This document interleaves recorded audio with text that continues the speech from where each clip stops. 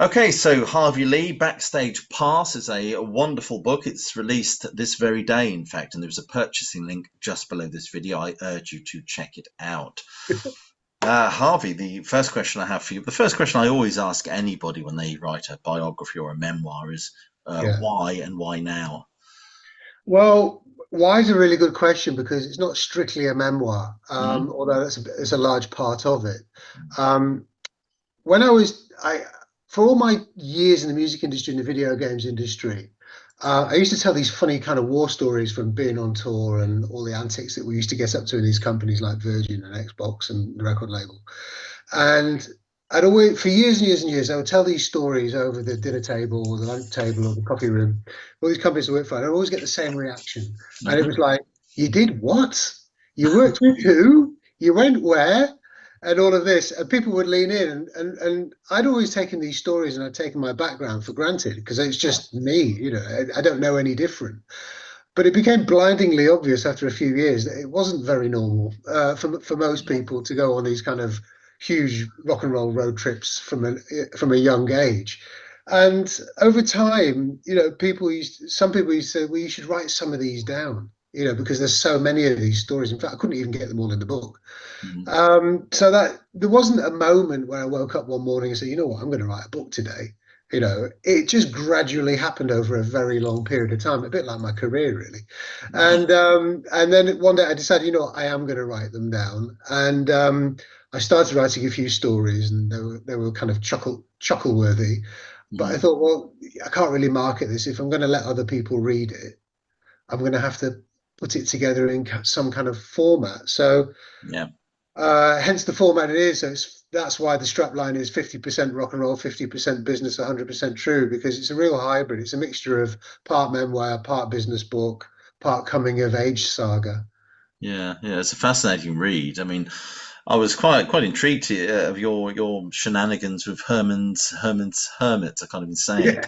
Yeah. Um, I mean, you ended up as their bass player, but I mean, how did that all come about, and what kind of experiences you had with that band? Yeah. So when I was 17, I was at music college. You know all this because you've read the book, but for the Yeah. benefit of people watching and listening, Hmm. when I was 17, I was at music college after a failed start of leaving school at 15. Well, didn't leave school, I crashed out of school Yeah, yeah. at 15 with no qualifications.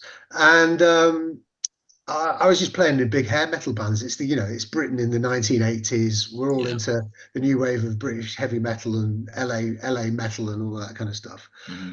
And I'm living the dream. I'm living the dream with my local band in Manchester. And Right. our lead singer was worked for a PA company, a sound touring company. And he just asked me one day at a band practice, I'm playing at the weekend in Margate. And for the benefit of those watching, Manchester to Margate and back again on a Quite Saturday far. night, it's 550 miles in the back of a transit van. He Hmm. says it's five quid and a bag of chips, but I need some help. Are you up for it? And I didn't even hesitate. I would have Yeah. done it. I didn't tell him, but I would have done it for a bag of chips. You could have kept the fiver. So, and the gig just happened to be with Herman's Hermits, who are a Manchester band. Most people don't realise that actually in 1965 they were the biggest band on the planet. They were bigger than the Beatles in America. That's how big they were. And in '66, the Who were their support band in the Wow. United States. So they were huge. Hmm. So we that was my introduction to sort of the '60s and '70s revival circuit. And I started off as a roadie, literally for £5 and a bag of chips in the back of a van. And Yeah. as the tale in the book goes, over a period of weeks and months, I ended up in Europe in the back of a van. And then from Europe, I got asked to go to America the same year when I was actually the following year when I was 19. And from that moment on, basically, once I hit America, my hair was down to my waist. Hmm. At that point, there was no turning back for me. I was well and truly bitten by the bug, and no career would have sufficed other than a life immersed in music. The only problem is, as you know, mate, I didn't really know exactly what that meant or what that entailed at the time. I just knew it to be true. That's Yeah. all. Yeah. That I had to figure it out. And the story takes you on this journey, this true journey of my story, of how I figured it out, and the successes and the epic failures along the way, and the lessons learned that I share in each chapter. Yeah. Yeah. It's no, I mean, forgive me if I'm wrong, but weren't you supported or supported the Suite? And Yes, wasn't that a time when the legendary Brian Connolly was still the yeah, singer? he Uh, was. and what was it like singing the Suite with Brian Connolly? It was a bit tragic, if I'm Right. perfectly honest, because listen, I love that music. I even played in a 70s band for a little while just for fun, not so long Yeah. ago, playing a bunch of their songs. I've got to tell you, as a musician, they're not that easy to play those songs. They're pretty tricky. Yeah. Yeah. And uh, we're in Gelsenkirchen, which, funnily Right. enough, is the first date of the new ACDC tour, ironically, that they announced just this week. Yeah. Um, Are uh, you going on the ACDC tour? I'll go to the London shows, but I'm too old to haul my sorry behind around Europe anymore. Not without some comforts. But they so back to the Suite. So I was quite excited to be on sharing a bill with the Suite, and we played a Yeah. few shows with them since. After this particular one, this was the first one that I talk about in the book in detail. And I'm in the dressing room, and it's in an ice hockey stadium or baseball stadium. I don't know. Mm, It's a huge arena. It's like yeah. 5,000, 8,000 people or something. And it's packed. And the Herman's Hermits are on. And it's an easy gig for me because it's a multi-band bill and everything's done by local crew. And the Suite go on uh, before us, actually. And unfortunately, Brian was in such a sorry state with his health at that point. We're Right. talking about 1987, 88, around that time. Right. He was in such a sorry state with his health. I think he'd had about 4 heart attacks by that point. I don't know what else. Yeah. That he had to be helped up to the stage step by step by a roadie Mhm. and walked to the microphone. And he literally draped himself over the microphone for support for the microphone stand. Yeah. Somehow, and I don't know how, he got through the gig. He sang his way through the gig. I literally think his vocal cords were the only part of his body that was still working. And it was, as I lay it out in the book, it was such a tragedy to see someone who was an icon of the 70s, a genuine icon. When you think about the 70s, if you could think about the top 5 things of anything in the 70s that you would remember, Hmm. the Sweet and T-Rex would be up there, Sure. right? Sure. The Sweet and T-Rex, really, for me, and then you've got everybody else. And it was so sad to see him in that state in the dressing room, especially after, because he just hadn't. If he had nothing before he got on stage, he must have been in deficit when he came off stage. Sure. And Sure. obviously, unfortunately, a few years later, he passed away from all of his bad health. But he was a true rock and roll victim. Unfortunately, he lived Mhm. life to the excesses, and he paid the price. And it's a visceral warning to the rest of us, as I lay it out in the book. I bet. I bet. Yeah. Now you mentioned the book in passing. The Beach Boys. Mm. Did were you on a tour with them or support a tour related to their tour or something? Yeah, I did a few shows with the Beach Boys in the Midwest in '88 actually. Yeah. Again, Herman's Hermits were the special guests for the Beach Boys Yeah. on these shows. It was around Iowa. That's all I remember really. The other thing that I remember is that every single member of the band had his own tour bus, and Yeah. and That speaks they didn't volumes, talk. doesn't it? Yeah, they didn't talk to each other. I think it's a bit like the Rolling Stones or the Eagles. It's like we come to stage, we play, and then we don't talk to each other until the next show. I think it was a little bit like that. And then they had a tour bus for all the dancing girls because there was a lot of dancing girls, and of course they all come out when they're doing um, uh, California Girls. California Girls, of course. Yeah. Uh, and of course, Crowd Goes Wild. But so it's a huge, huge, huge production. But they were great, actually. I still got my tour pass Yeah. from 88 with my name in 1988 stuck on it. And it was great to hear there. I worked with some great bands from the 60s and 70s and some of the 80s as well. Dr. Hook were another one from the 70s that I worked with. I did 3 Right. tours with them, and they were, I don't want to say fun, but they were an experience as well. They're all different. Everybody's different. Every rock and roll cliche you could imagine plays out across all the bands you work with Yeah. across their career. But usually, not one band has all the cliches. They're sort of them a part of the story. Yeah.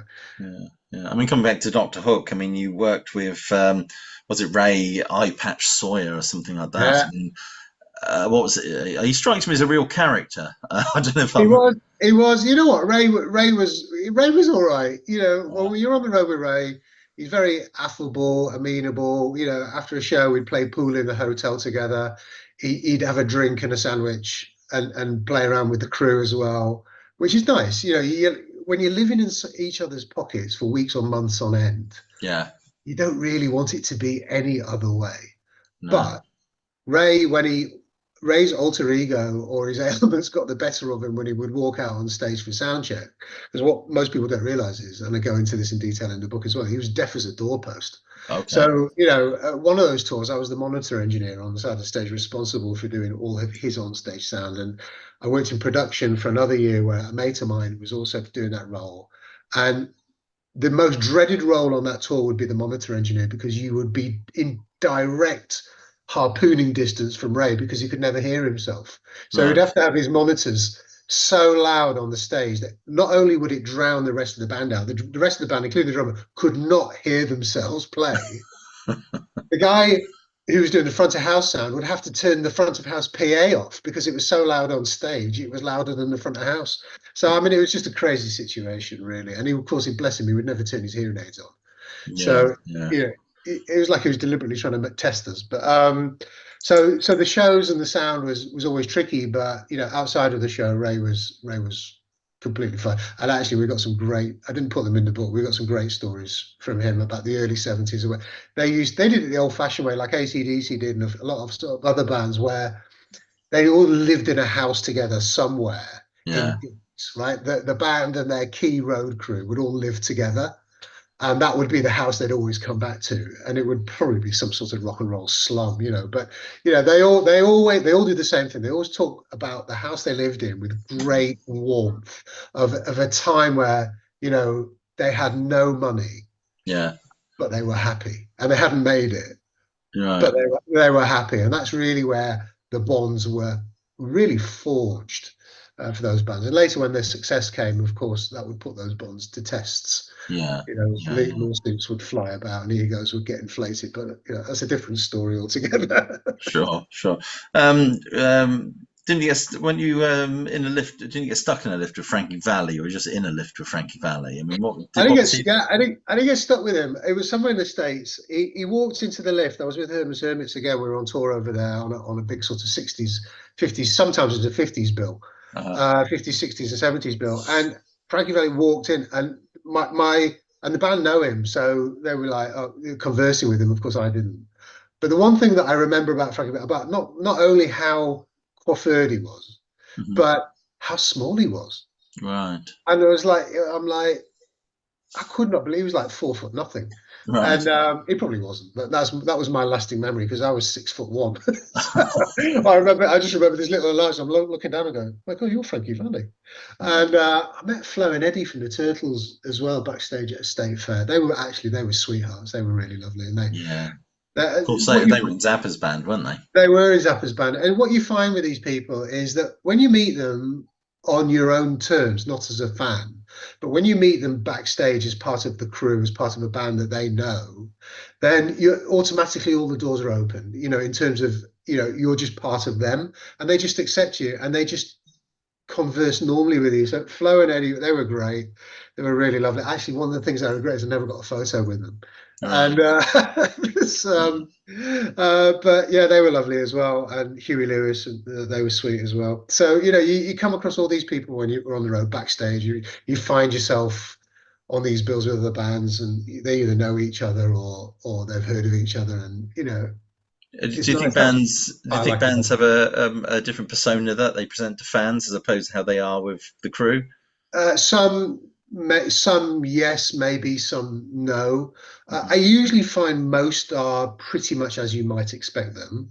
Mhm. You might find some are a little bit more standoffish. Madonna said, not that I've worked with Madonna, but Madonna said it was a great quote years ago, and it's stuck with me to this day. And that is, celebrities or famous people are just normal people looking for privacy. And if you think about it through that lens, if you look at it through that lens, some of these bands care more about protecting their privacy, even if it's a fan meet or there's fans there, they're a little bit more sort of standoffish. And some embrace it and really get involved with it, and some, as I've worked with, some embrace it and organize it and get organized and intentional about it, which some of the bands that I work with did, Mhm. and they would do fan meets or they'd come back after the show come to the merchandising stand because it would help sell T-shirts, Yeah. and be intentional and meet people. But for the bands of the 60s and 70s, usually there's just a nice nostalgia about it. But I used to hear stories from various bands about that they weren't allowed to do that in their heyday for safety reasons, and that would happen even in the 60s. So, Yeah. fans would you hear about this with the royal family, don't you? You give them a cake or you give them Yeah. something, they're not allowed to touch it, right? Just in case there's something untoward with it. Yeah. So they would have birthdays and the fans would come with cakes and flowers, whatever, and they would get handed off to bodyguards. Yeah.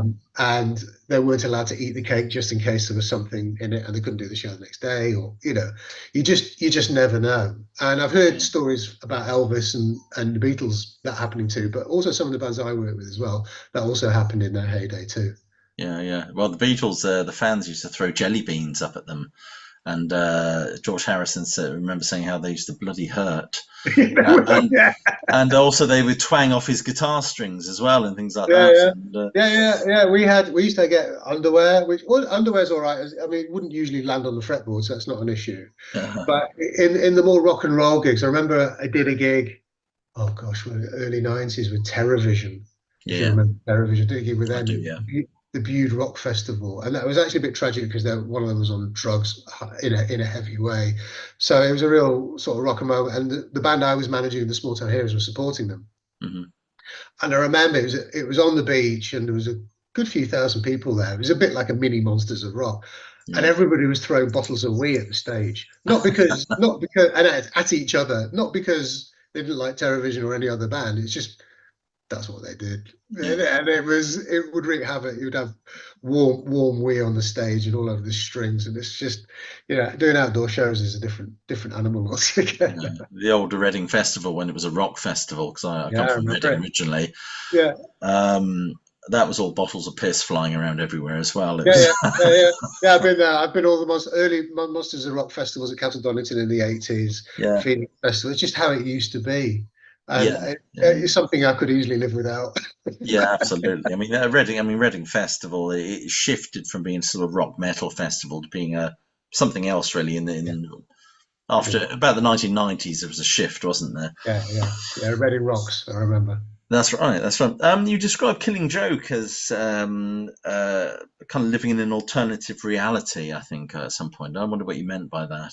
Well, anybody who's a Killing Joke fan probably would actually already understand what that means because of their music. Uh-huh. Um, Jazz especially, they're very much sort of post-industrial new age hippies come Yeah. goths, and they live their life as their music is. They are very much, you take them as you find them, and as their music is very intense. Their stage show is very intense. The things that they write and perform about are Mhm. very intense, and guess Yeah. what? They're very intense, and especially Jazz Yeah. Coleman, and they are what they are, and you got to love them for it because they haven't changed in what 40 years Yeah. Yeah.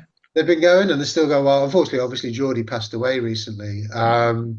and I always got on really well with Geordie when I was working at the record label with them.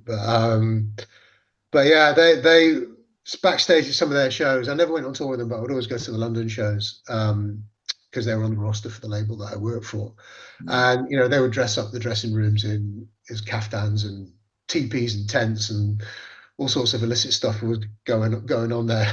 Yeah. All your senses would be stimulated at the same time just by walking into the room. Yeah. I bet. And some of it was legal and some of it wasn't. And so they're a real enigma, and but I always found Geordie to be really that he was really down to earth. Hmm. And he was always very friendly and very open and approachable. And Jazz was always really intense. There's a story in the book that Yeah. I tell where I just joined the management company and the label that they were on, EG, Hmm. and Jazz sent me a fax. Well, when Yeah. we signed, they were there in the office actually, so we had a good handshake and a drink and what have you.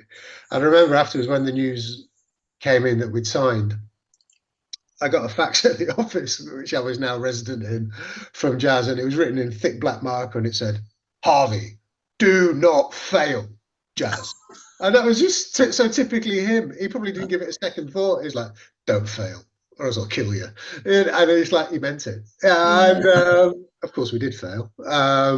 But I didn't see him again much longer after that. But the story of, what it means to get a record contract as a new band, what it means to go on tour, and the pressures and the tensions. I lay them all bare and lay them out bare in the book. Whereas most Yeah. people, you're aware that it's a hard game. It's got a 99.9% failure rate. Yeah. But for that 0.1% what does that experience look like? Well, I lay it out in the book because I lived it. Yeah, fabulous. I mean, ACDC. I mean, we've got to talk about ACDC. I mean, you somehow got involved with ACDC via the Bonfire box set, Yeah, I did. Yeah. but your I suppose future with ACDC didn't just end there. No, it didn't. And I'm actually quite curious because they just announced a tour this week. I'm quite Yeah. curious as to what's going to happen. If anybody's going to There's ring only me. two of them there. There's only Brian and It Angus is left. now. Yeah, it is now because Cliff Williams is still the bass player, but he's not touring. Yeah, And he did say after the last tour that he wasn't going to tour again. yeah, But he did the Coachella show. But so they've got a touring. So the touring band is different now. I mean, it's very different. Playing in the studio, going on rigors of the road. And I just hope Brian holds up because I remember I saw the show in London with Axl Rose singing, yeah, and I'm glad that they carried on, but it wasn't the same. Yeah, and yeah. so my involvement with ACDC, in fact, ACDC are a recurring theme all the way through the book, They are, yeah. from the influence they had on me as a young child, hearing Back in Black at the age of 12, Mhm. and the impact that had on me as a person and on my career. Again, I lay it out in the book, but I suppose, long story short, for the benefit of people watching, I ended up getting a few calls from them and their organization to go and help Mhm. certain projects when they realized that actually I'd built up a fan community. It's the digital age, the internet was kind of happening, and they're about as analog as they come. And they didn't even have a website at the time. They didn't even collect any of their old rarity records, and which is kind of charming but kind of surprising at the same time. Yeah. And I got a call. It was actually from my girlfriend at the time, who worked at Albert's, their publisher, through George Young, their producer and brother, Yeah. who was in the studio in London. And they were at the Albert studio in London. Angus was there, Malcolm was there, and they were working on compiling the Bonfire box set in London. Right. And they had all the master tapes, and there's an album in the Bonfire box set called Live from the Atlantic Studios. Mhm. And again, for the benefit of people watching, Live from the Atlantic Studios is one of the rarest ACDC albums you've never heard of. And the Right. reason you've never heard of it is it was never released. It was Right. a promo only album that Atlantic Records, it's not a bootleg, it's an official album Mhm. that Atlantic Records recorded and printed up. Somewhere between, I think the number's between 200 or 300 copies. It's not very many. Yeah. And for the first time, they were digitizing it. They'd got the rights to the tapes, and they were digitizing it for the CD version in the Bonfire box set. Yeah. And it was a recording of a special live show that ACDC had done in '77 with Bomb. And they had the tapes, but the beginning of the tape was corrupted. And Right. they couldn't find anybody who had a copy of the acetate of the actual album. So I got a call because I was known to their organization, and all those connections are laid out in the book. And they were hopeless. They were helpless. They were like listless. Even they were like, well, we can't find it anywhere. There's no hope. We're calling you as our last ditch. Do you know anyone? Please help. And it just so happens I had two copies of this album, and it just so Wow. happens they were like 8 feet away, literally as far as me to this top shelf here, Right. winking at me. So they went to the studio. Long story short, they went to the studio the next day, and George dubbed them, digitized them, and dubbed them onto the master tape. Right. And the project was saved. And on the album, in the Bonfire box set, actually it does say in the liner notes in the inside sleeve, that the beginning of the song Live Wire was dubbed off the original recording, off the original vinyl recording. Yeah.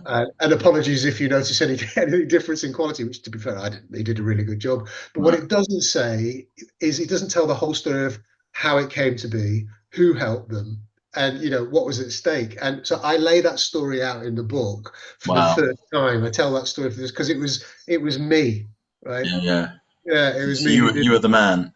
I was the man for about 10 minutes.